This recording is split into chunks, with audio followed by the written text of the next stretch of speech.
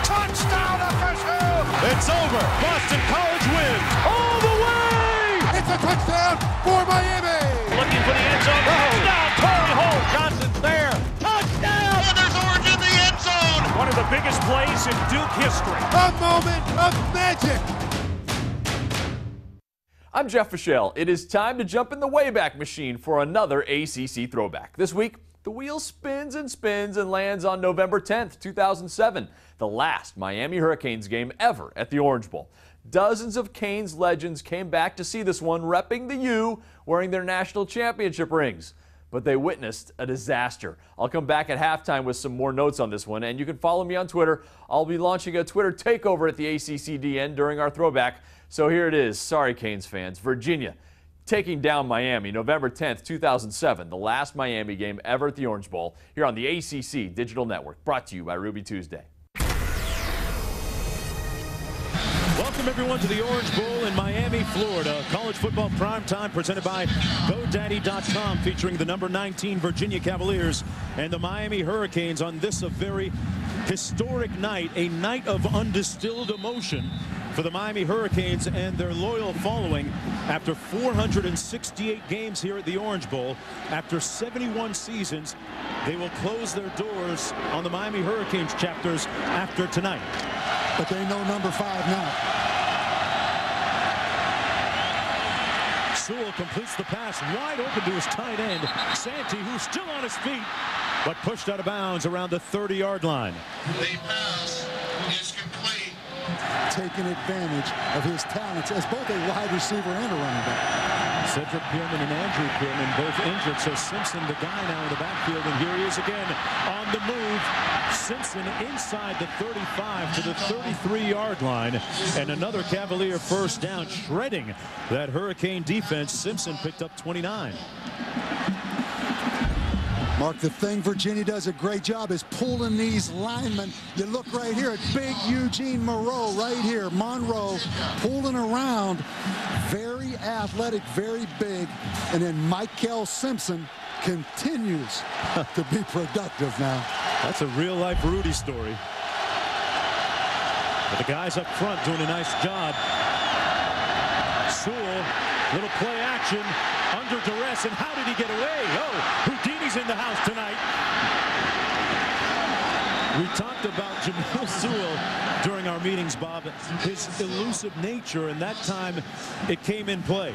Picked up a few yards on the play. And you can see right now what Jameel Sewell is all about. Daryl Sharpton has a shot at him and misses him.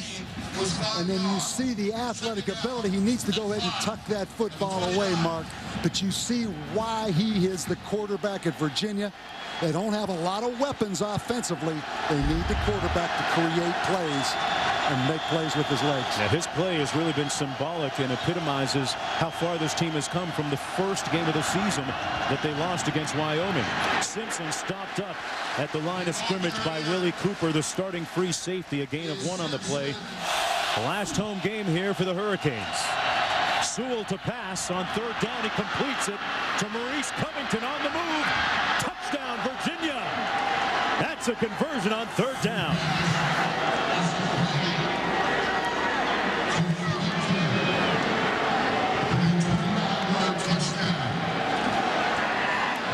A stunned silence.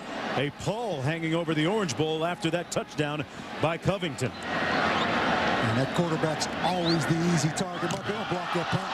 They did. Blocked out of bounds down to the 4-yard line. Number 25, Josh Seidenberg, got in and made a special teams play, a gem. And another play goes against the Hurricanes here at home. And Josh Seidenberg, number 25, Mark, he lines up and beats number 86 right there from Miami. Ross Abramson, the long snapper. The toughest block is for that center, that deep snapper, when you have a guy right on his nose. Boy, he took it right off of Bosher's toe with his right hand. And you talk about room service field position. Boy, Bosher is red hot. Something or somebody broke down. Keith Payne in the backfield. They go small, medium, and large, and this is large on the carry, but larger with the stop. Daryl Sharpton from his weak side linebacking position making the play for the Hurricanes. Mark, watch the center right here after he snaps his football, how tough this is. You snap the football, then it's man-to-man blocking on the guy lined up right on your nose. The guard has to sink and just help that center a little bit by body position. Don't leave that center on an island. That's too hard. As a result of that block, looking at 2nd and goal from the 5 now. This is Payne again, trying to get to the edge, and touchdown, Cavaliers. Keith Payne converts on the block punt. Has a little message for the friends of his wearing orange and green in the end zone, the west end zone. And Mark, this left guard, Brandon Albert, watch right here. It's 6'7", 310 pounds. You talk about a big NFL-style lineman. Watch right here. I mean, that's not the most aggressive block, but that's 310 pounds in your way out there in the open field. Kenny Phillips wasn't about to try and take that on head-to-head. For Payne, it was his 2nd rushing touchdown this season and of his career, and the silence here at the Orange Bowl is deafening right now. Kirby Freeman and Kyle Wright really know what's going on. I mean, misery loves company to some degree, and they're struggling right now. That was a great picture of it. Sewell on the bootleg action, complete to the tight end, John Phillips. And Phillips with plenty of real estate ahead of him.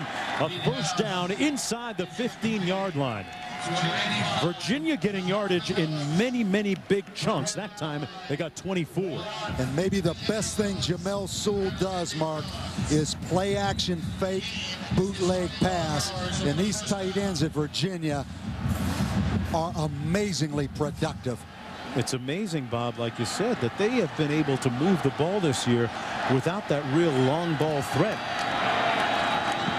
Mikell Simpson down to the 10-yard line, got about 3. Let's take a look at our game track presented by GoDaddy.com. Some of the cogent and pertinent points of the game so far. There were 3 turnovers in the first quarter.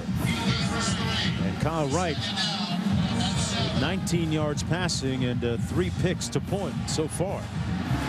Sewell, meanwhile, with 95 yards passing, he had an interception as well, but got a touchdown to Maurice Covington.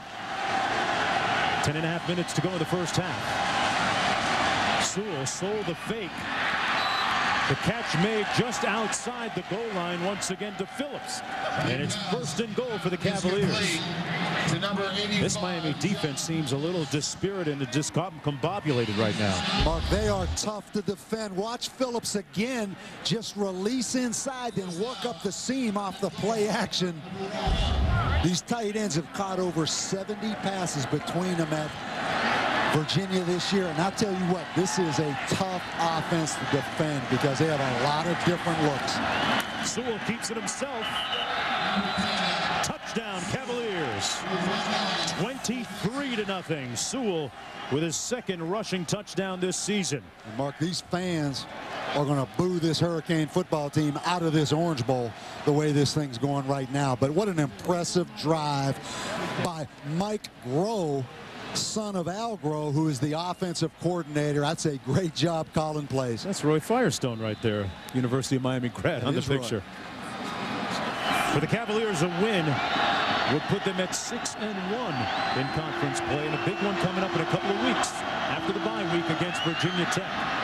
On the bootleg action, Phillips left wide open for the 2nd consecutive time out near midfield and into Miami territory. Bob, why are they having so much success with the tight ends tonight? Mark, I tell you, when you have a fast-flowing, fast-reaction defense, when that action starts one way, watch, this action starts opposite. The tight end blocks and then releases. You get a defense that overreacts.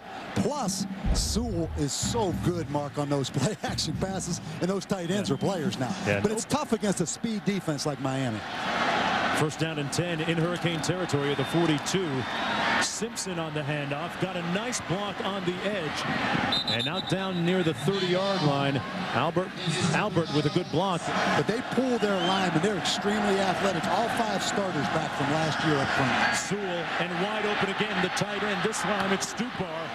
And Stupar down to the 5-yard line. They are making precise surgical incisions on that Miami defense at this point. Mark, they brought the tight end, they brought Stupar across in motion. Miami was in man-to-man, and they just turned the tight end Stupar loose. Cooper making the stop all the way down at the 5-yard line. Over 70,000 fans here in stunned disbelief. Simpson on the run, and he's going to be stopped up short of the goal line at about the 3-yard line. And you know, Mark, it's easy to pile on Miami right now, but let's talk about the execution of this Virginia football team. I mean, they're playing their 4th tailback, Mikell Simpson. Their best receiver, Kevin Ogletree, out for the season.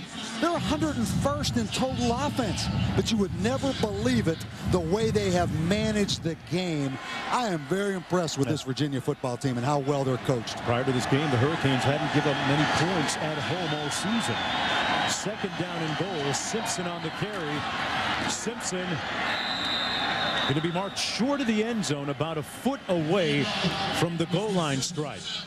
And it'll be 3rd down and goal coming up for the Cavaliers. Again, you're going to see the big guard, Brandon Alpert. Watch right here, pulling around, Mark. Whoop. He gets up underneath the pads of Tavares Gooden.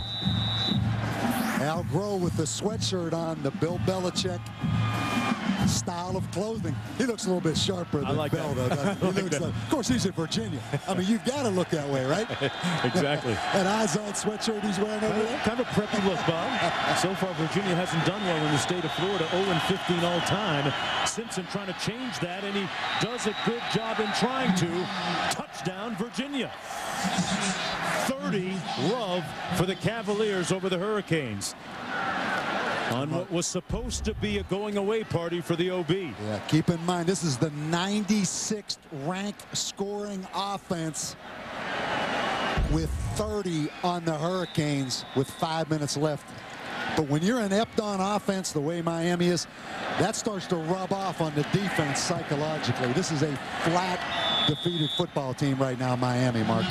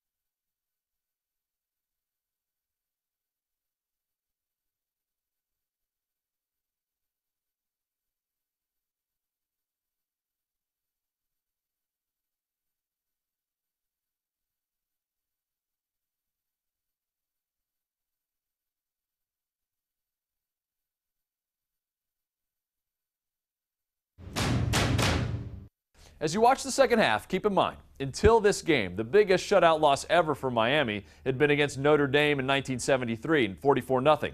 So if there's any drama left here in the second half, it's whether in Miami's final game at the Orange Bowl, Virginia can hand the Hurricanes their worst home loss ever. Remember, follow me during Throwback as I tweet from our Twitter handle at the ACCDN. After the game is over, I'll be back and explain why there was at least one piece of good news for the Canes that day.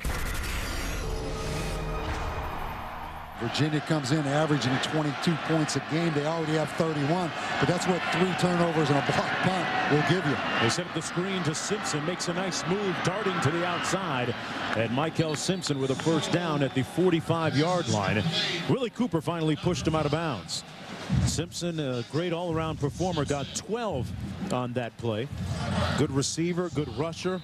He single-handedly took down the University of Maryland and got the win for Virginia in that game 3 weeks ago. Yeah, Mark, he had 13 catches against Wake Forest, or excuse me, 13 against Maryland, 8 last week against Wake Forest.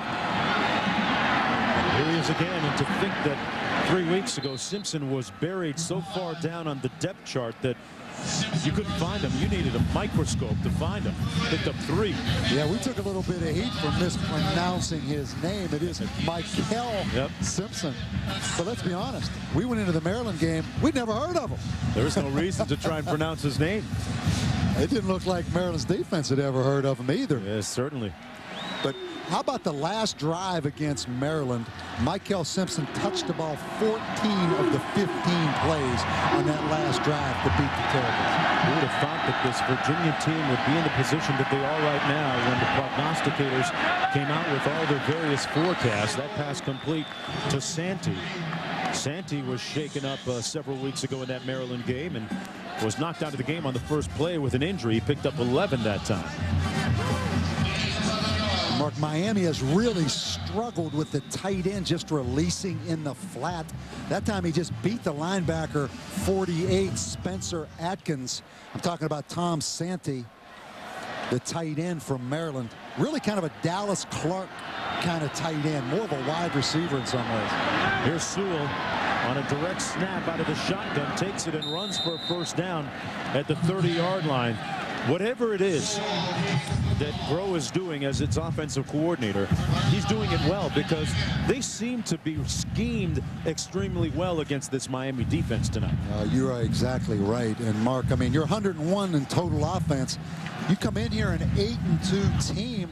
I've never seen it that way. I mean, 101 rated offense, and you know, they're 64th and 62nd in turnover margin. It's not like Virginia wins the turnover battle either, but they find a way to win games. Certainly do, Bob. And speaking of winning games, we talked about it at the top of the show. If you're just joining us, this Virginia team set an NCAA record by winning 5 games by 2 points or fewer so far this year, and their last 3 wins have been by a single point.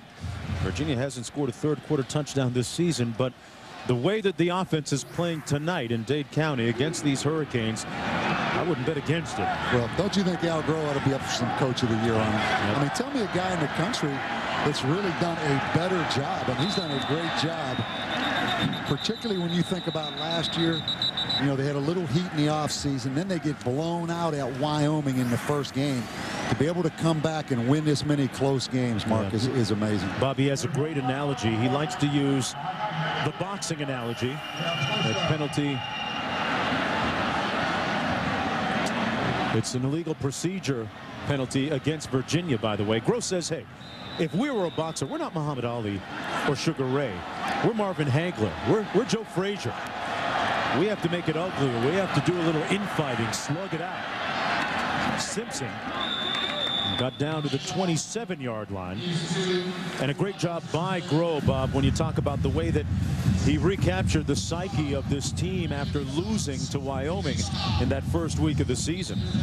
Well, you know, he's coached a lot of years with Bill Parcells and Bill Belichick, and you know, every spring he goes up to the Patriots. They set him aside in a little room. He gets to watch the tape and, you know, study a lot of football. He leaves all the head coaching stuff back in Charlottesville, and just for a couple days every spring, he's just an old ball coach again. And Sewell with another dart complete to Covington, and Covington brought down to the 13-yard line, and another first down for the Virginia Cavaliers. And that's a little bit too easy, Mark. I mean, Covington just comes in motion, sits down against the zone. I mean, Covington's a guy, had a broken hand, has a nasty scar on his hand. Came back last week, had 4 catches against Wake Forest, had a big 4th down catch last week against Wake Forest. Another one of those nail-biting finishes. Something that they've really become accustomed to. First down and 10 for Virginia at the 13-yard line. Simpson. And that time Simpson didn't have much room, brought down to the 14-yard line by Vegas Franklin. This is Virginia's opening drive of the second half. They lead 31-0. Mikell Simpson and Jameel Sewell have done a great job offensively, and the tight ends have contributed significantly as well. Santee Stupar and John Phillips. You know, Mark, I've never heard of this stat. Virginia has only scored 5 points all season in the third quarter. That's unbelievable now. They've been a great fourth quarter team, but the third quarter they don't score much. They saved it till the end. Maybe not this time. Phillips with the catch and a strong run towards the end zone, but stopped up short. Although he did get the first down, Phillips picked up 13 on the play. First down and goal for Virginia. Cooper there making the stop for the Hurricanes. Yeah, good lick by Vegas Franklin. Put a lot of pressure on Sewell. Boom, right there. But again, the crossing route to the tight end this time. A lot of different receivers, Mark. John Phillips really more of a blocker, but a lot of different receivers. I mean, when you talk about nickel and dime and you dinking the ball around, Virginia does a tremendous job. I mean, wide receivers aren't much of a factor in this offense. It's more the running back, tight end combinations. It's working. First down and goal for Virginia. Simpson, nowhere to go, running between the tackles, stopped up short of the line of scrimmage. Maybe lost the yard on the play. He's going to mark it back just outside the 2-yard line. You know, Wake Forest, Mark, was the first ranked team that Virginia had played all year. So, I mean, they've benefited from a pretty good schedule. I mean, let's be honest about it. I mean, they still have the big showdown coming with Virginia Tech. But you know what? They have an open date before they get Virginia Tech. Time to scheme up for the Hokies. 10th play of the drive coming up. The handoff, and Simpson walks into the end zone, waltzes in untouched. Again, the big guard pulling around, but you know, little different kind of plays. You know, you don't see these plays every week, week in and week out in college football. I'll tell you, Bob, it's a pretty good scheme right now. 37-0. In your wildest dreams, Mark. Never. I didn't really think Virginia was capable of blowing a team out, particularly a Miami team. But to come down here and put 37 on them early in the third quarter. Amazing that Michigan and Ohio State both lost today, but they can still win the Big Ten title Saturday. It's amazing that things have turned out the way they have this year in college football. Darnell Jenkins out near midfield at the 49-yard line. Darnell Jenkins, one of 21 seniors playing their final home game here for the University of Miami, picked up 14. Jenkins had the only touchdown passing-wise last week for Miami, an 84-yard strike. The thing you see, Mark, you better have a quarterback, and you better fit your scheme to take advantage of what that quarterback does. That's the most important ingredient in any level of football. And a sack on the play by Clark. You talked about it before, Bob. Kyle Wright hasn't gotten much help up front from that offensive line. That's the 4th sack of the night for the Cavaliers defense. Boy, Mark, that's been a continuing problem the last several years. And really, to some degree, the downfall of offensive football here at Miami has been pass protection. Sets up a 2nd down and 18. All right, will graduate with a double major in business and sports administration. But of little consolation to him right now, Craig Cooper, the freshman. Boston College in a big game tonight with Maryland, then next week at Clemson for the other division of the ACC. Well, big things happening in the Atlantic division as Cooper makes the catch across midfield. 10 yards to go still for the first down. And Bob, what about the ACC? The way that things have played out. You look at Virginia against Virginia Tech a couple of weeks from now. And then in the Atlantic division, things also shaping up to build right to a crescendo at the end of it all. Yeah, marking the domination of Miami, Florida State that everybody perceived it would be. And even Virginia Tech in that mix. This is just sloppy now. It's going to be a touchdown. And this might set up the biggest home shutout loss ever. Comes back the other way. Cook with the touchdown for the Cavaliers. And Cooper injured. And Mark, we shouldn't shut this building down this way at the Orange Bowl. The Miami Hurricanes lose this one 48-0, the worst loss ever in Orange Bowl history. They wrote history tonight to close out the OB, as they call it on the block here, but not the type of history that they wanted to write. It was the dubious variety.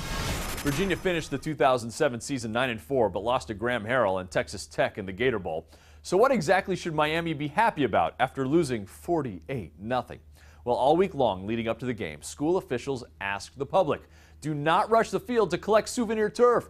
The last game of the Orange Bowl, fans might want a piece of history.